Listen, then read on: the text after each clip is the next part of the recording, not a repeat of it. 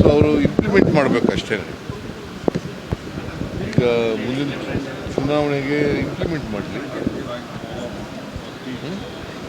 ಈಗ ಅವರು constitution amendment ತಂದದರಿಂದ ಬಿದ್ದೋಯ್ತು.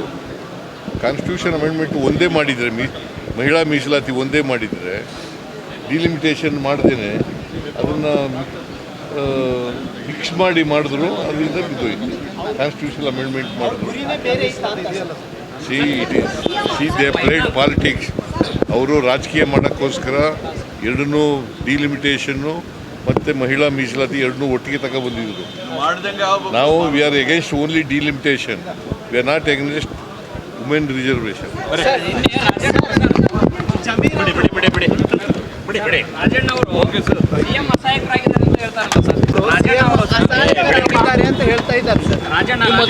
ಮೊದಲ ತರ ಸಿಎಂ ಇಲ್ವಂತೆ ಸರ್, ಈಗ ಅಸಹಾಯಕರಾಗಿದ್ದಾರೆ. ಮಾತಾಡಿದ್ದೀನಿ, ನಾನು ನಿನ್ನೆ ಕರೆದು ಮಾತಾಡಿದ್ದೀನಿ.